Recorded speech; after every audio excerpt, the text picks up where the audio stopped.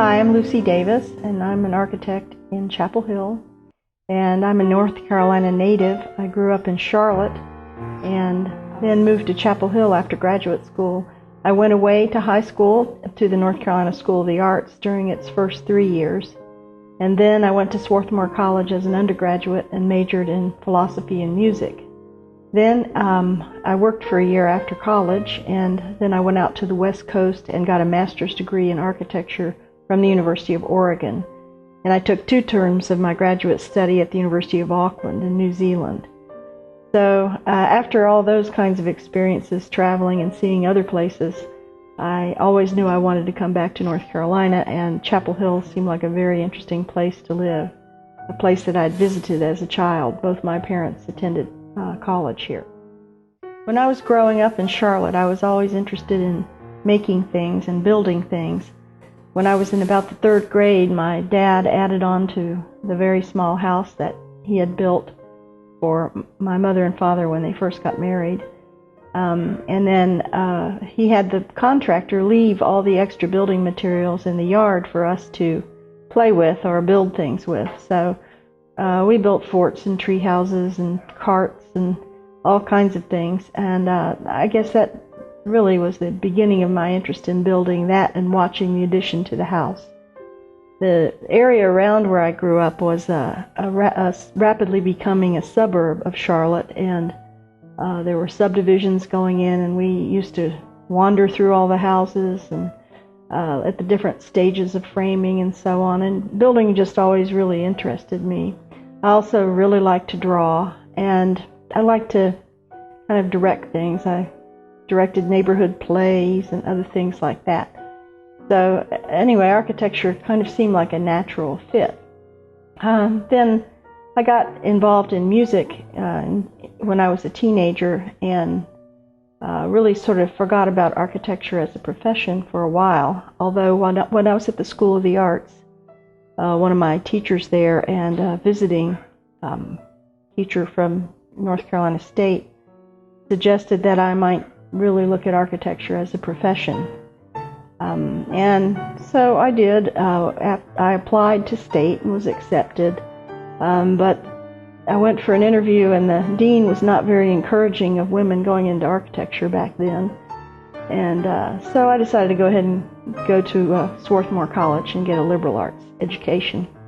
But I really never lost interest in architecture, and I then decided I would go back to school, to graduate school, and picked the University of Oregon. Again, a professor suggested that I might really like being an architect, professor in college, and suggested that the University of Oregon was a great place to look at. So I did that, and I thought perhaps I would go to architecture school for a year or so, and then go back and get a PhD in philosophy. I was very interested in notational systems and how you record an art form using some kind of notation.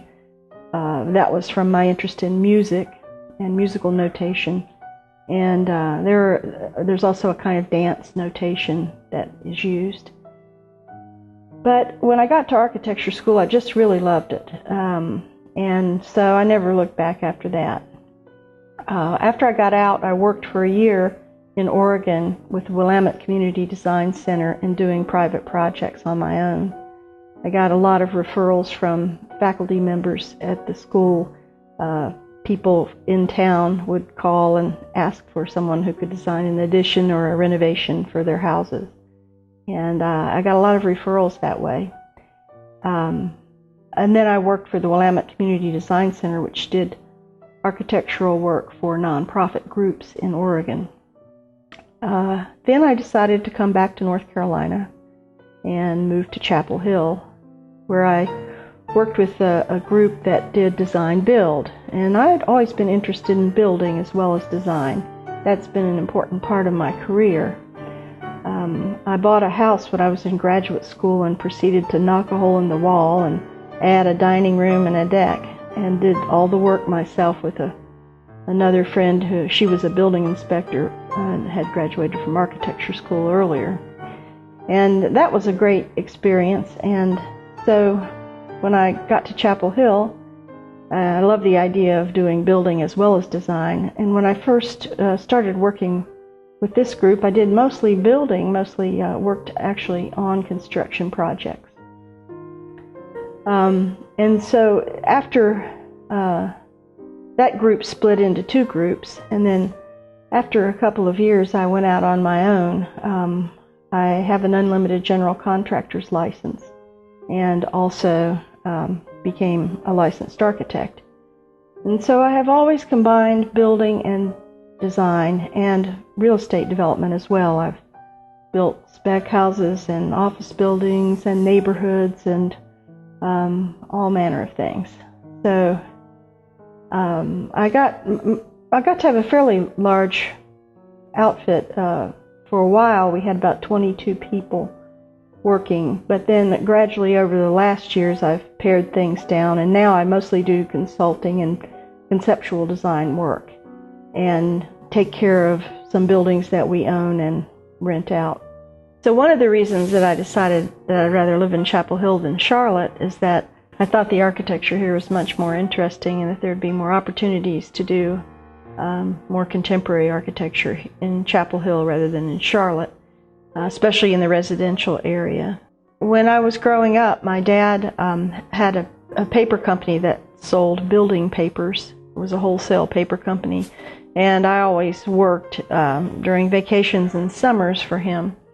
And so I got to know a lot of the building materials and got to go out and call on contractors and actually see buildings that were being built where there were installations of his products going in.